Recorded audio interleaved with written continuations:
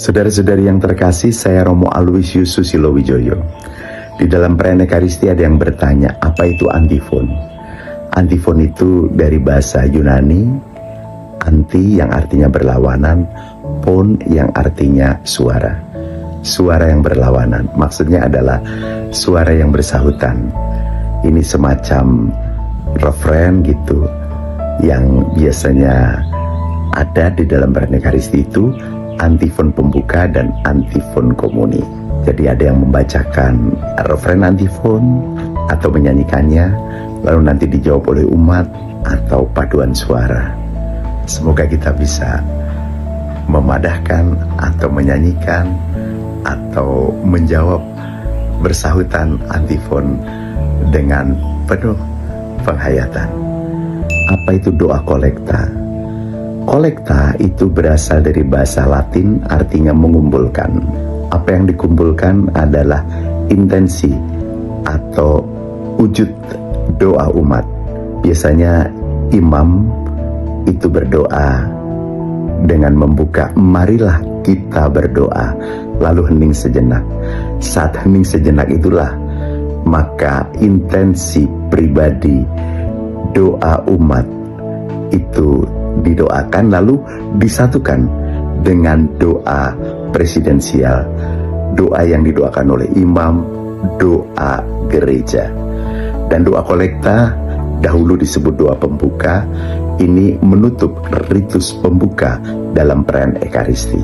Apa itu ordinarium? Ordinarium dari bahasa Latin artinya tetap. Ini dilawankan dengan proprium yang artinya berubah sesuai dengan tema atau hari raya. Ordinarium terdiri dari Kyrie atau Tuhan kasihanilah kami, Gloria atau Mada kemuliaan, Sanctus atau Kudus, Agnus Dei atau Anak Domba Allah. Tentu di dalam perayaan Ekaristi kita mengenal ada macam-macam ordinarium. Ada misa kita 2, misa kita 4, ada misa syukur, misa senja, bahkan ada ordinarium untuk masa Advent dan masa Prapaskah.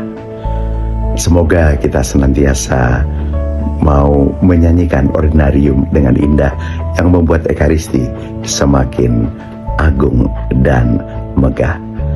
Apa itu homili? Apakah homili sama dengan khotbah? Homili itu dari bahasa Yunani homilia yang artinya percakapan. Khotbah itu semacam instruksi gitu ya, hal-hal yang perlu diperhatikan.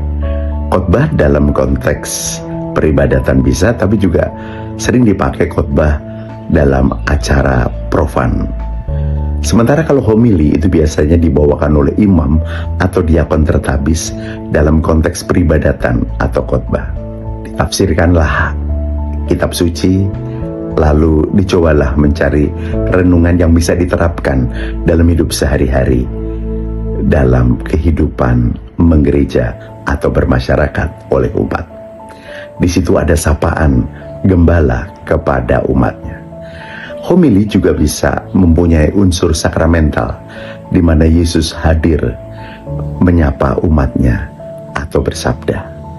Semoga kita semakin bisa memperhatikan homili dengan baik ketika imam atau diakon tertahbis sedang menyampaikannya dalam perayaan Ekaristi untuk kita. Apa itu prefasi? Prefasi itu dari bahasa Latin prefatio yang artinya doa pengantar. Doa bagian awal dari doa syukur agung dalam perayaan Ekaristi. Didoakan oleh imam, biasanya mengajak dengan Tuhan bersamamu, lalu mengajak umat untuk mengarahkan hati, lalu mengajak umat untuk bersyukur atas karya penyelamatan Allah.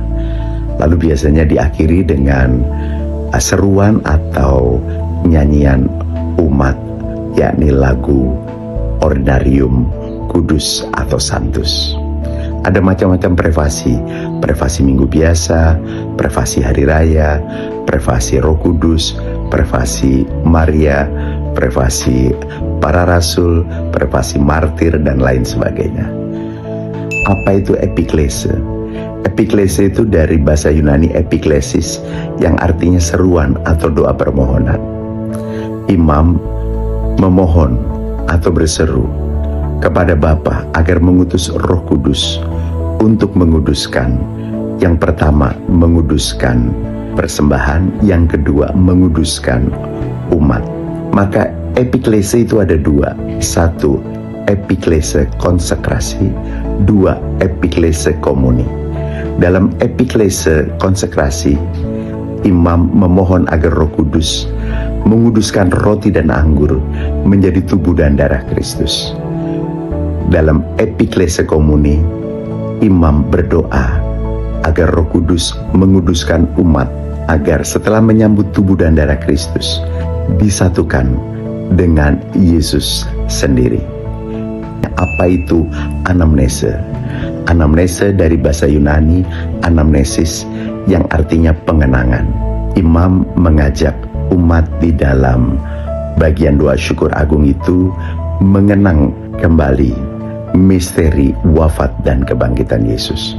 Ini yang dikenang bukan tentang masa lampau, tapi menghadirkan kembali misteri wafat dan kebangkitan Yesus serta kenaikannya ke sorga. Ada macam-macam anamnese.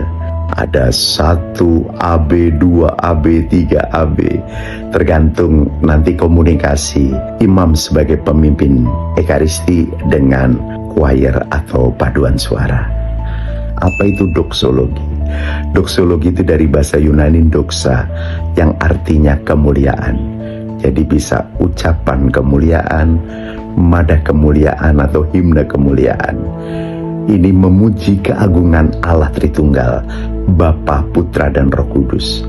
Ini merupakan bagian akhir dari doa syukur agung. Biasanya dinyanyikan dengan meriah, lalu juga mendapatkan jawaban yang meriah dari umat, apalagi ketika hari raya. Itu bisa dijawab dengan amin yang meriah, bahkan sampai 3 kali aminnya. Amin, amin, amin. Semoga kita semakin mau menyanyikan doksologi ini dengan meriah, sehingga keagungan Allah Tritunggal semakin luar biasa. Salam sehat, tetap semangat, jangan lupa bahagia. Salam Ekaristi, Tuhan memberkati. Amin.